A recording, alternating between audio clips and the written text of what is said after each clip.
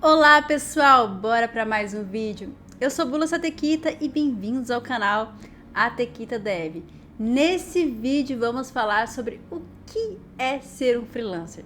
Vamos definir esse modelo de trabalho, porque eu vejo que muitas pessoas ainda têm dúvida do que realmente um freelancer faz e o que é ser um freelancer. Então nesse vídeo a gente vai deixar tudo muito bem explicadinho. Vem comigo!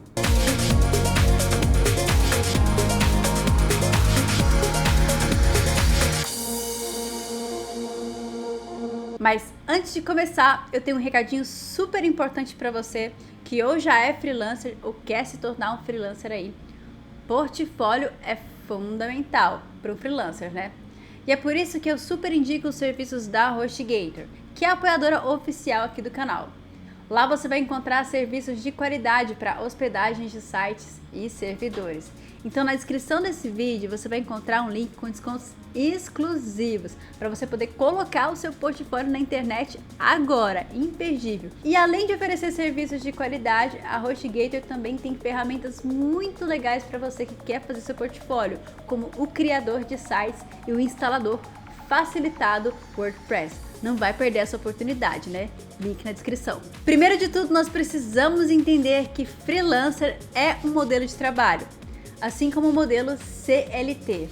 Mas da onde surgiu aí esse movimento, esse modelo de trabalho como freelancer? Há muitos anos atrás, um grupo de profissionais considerados rebeldes, que não eram realmente rebeldes, mas tinham uma ideia muito disruptiva do mercado, eles não queriam trabalhar dentro das corporações. Eles queriam ter a liberdade e flexibilidade de trabalhar quando quisessem e aonde eles quisessem, até em casa, por exemplo, home office. E foi daí que surgiu o freelancer. Como o mercado precisava desses profissionais, o mercado se adaptou às necessidades, aos anseios desses profissionais. E surgiu então o modelo freelancer. Esses profissionais então eles trabalhavam em casa ou aonde eles quisessem, eles tinham flexibilidade para montar os seus horários e eles assumiam trabalhos por demanda. E assim cresceu o movimento freelancer e evoluiu bastante. E se a gente pensar nessa evolução, é interessante como ela impactou o mercado e até em outras questões. Por exemplo, espaços de coworking. Chegou um certo momento que esses freelancers autônomos, eles não queriam mais trabalhar em casa, eles queriam um ambiente, eles queriam ver pessoas, eles queriam trabalhar com pessoas. E foi aí que surgiram os espaços de coworking, que permitiam que esses profissionais tivessem um ambiente profissional aí de forma colaborativa. Mas então, o que faz de alguém um freelancer? Um freelancer, ele é um empreendedor nato. Burocraticamente falando, ele pode ser uma pessoa física, um autônomo, ele pode ser uma pessoa jurídica, um microempreendedor individual, ou dependendo aí do faturamento, ele pode ser uma empresa de uma pessoa só, sem funcionários, tá pessoal? Então um freelancer, basicamente, ele tem que ter esse mindset para negócios, ele é um empreendedor. Esse freelancer, esse profissional, ele é um prestador de serviços que vai trabalhar sob demanda, ele vai fechar contratos e acordos aí para demandas, então por projetos. É importante pensar isso, porque os contratos de freelancer, eles devem ter um início e fim. E outra característica importante é que ele tem a total flexibilidade de horários, ele trabalha por produtividade e pelo que ele entrega. O acordo do freelancer é o que ele entrega, muito diferente do que a gente vai ver em relação aos modelos PJ, por exemplo.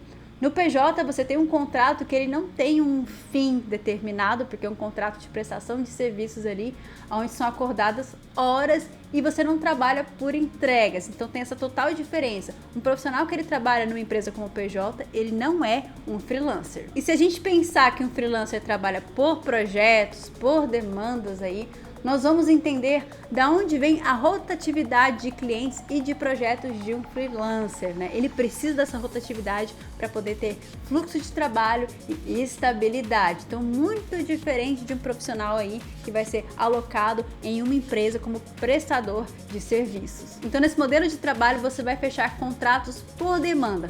Por exemplo, tem uma empresa que trabalha com desenvolvimento de sites e ela precisa fazer um site para um cliente final.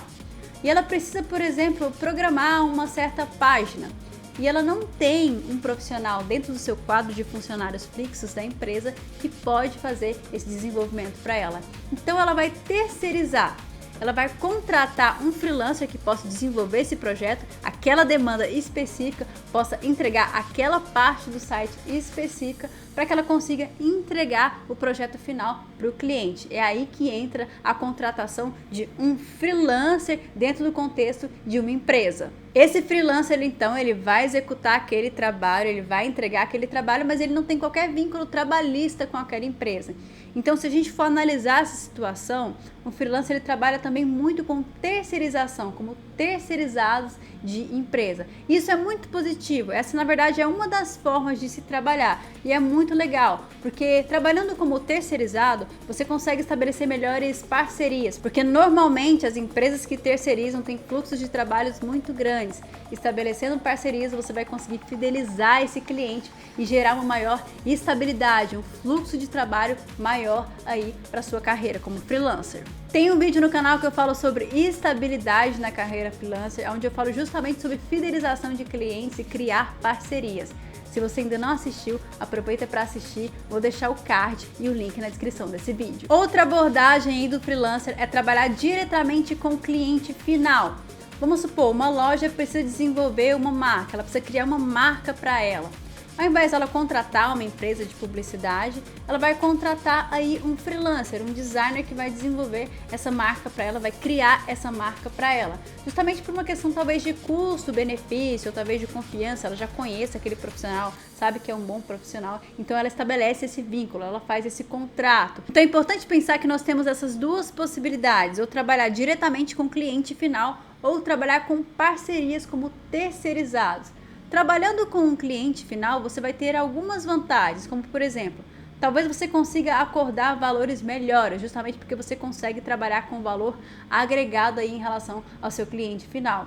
Mas o ponto negativo é que talvez você não consiga aí uma rotatividade muito grande de projetos. É um pouco mais difícil fidelizar e gerar demandas com clientes finais. Difícil, não impossível. Mas pensando em uma parceria com uma empresa, por exemplo, que desenvolve muitos projetos, muitos sites, se você estabelecer uma parceria como terceirizado dessa empresa, você vai ter um fluxo muito maior aí de trabalhos. E o ponto negativo é que muitas vezes o valor vai ficar inferior. Porque pensa, essa empresa está te terceirizando, então ela tem que ganhar em cima do seu trabalho. Então você não consegue negociar muito em relação a valor agregado. Então as duas formas de trabalho têm seus pontos positivos e seus pontos negativos. Mas é preciso entender também que lidando com o cliente final, você tem que pensar na experiência do cliente final. Você tem que prezar muito, desenvolver muito a questão do seu atendimento ao cliente. Tem um vídeo no canal onde eu falo justamente sobre entrega de valor, que eu falo muito da experiência em relação ao cliente e é legal que você veja. Se você ainda não viu, vou deixar o card e o link na descrição desse vídeo. Uma dúvida muito comum que as pessoas têm, principalmente em relação a desenvolvimento, né? Poxa, eu sou um freelancer, eu tenho que fazer o trabalho de uma empresa inteira. Não! Assim como eu expliquei, você pode ser terceirizado especificamente para fazer aquela demanda que você trabalha. Por exemplo, eu sou desenvolvedora iOS. Pode ser que uma empresa, uma software house me procure para fazer o aplicativo iOS dentro de um projeto que vai ter a versão Android e que tem toda a parte de concepção do produto. Ou seja, eu vou receber o layout já pronto e vou fazer só a parte da programação em si, a parte onde eu realmente atuo como profissional. Então, não necessariamente você tem que saber fazer o projeto inteiro, né? Mas você tem também essa possibilidade. Se você quer absorver uma demanda, por exemplo, de desenvolvimento de um site, né? Você quer acordar isso com o cliente final. Você tem duas possibilidades. Ou você se abre com ele e explica que um site precisa de um profissional, de um designer e de um programador. E aí ele tem a opção de contratar o designer por fora para poder fazer esse layout, te entregar esse layout pronto. Ou você pode também absorver a demanda completa e gerenciar isso. Sim, você pode terceirizar também o seu serviço. Então, a partir do momento que você absorveu, por exemplo, o desenvolvimento de um site, você pode terceirizar o layout com algum designer e assim dar andamento à entrega do produto final. Agora eu acho que ficou claro entender por que o freelancer é de fato um empreendedor.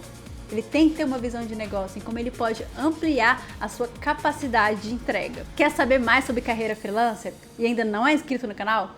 Aproveita para se inscrever e assinar o sininho de notificação, porque tem muito conteúdo sobre carreira freelancer aqui para você. Não só sobre carreira freelancer, mas sobre tecnologia, desenvolvimento de games. Tem conteúdo à beça aqui para você. Eu espero você no próximo vídeo e até mais!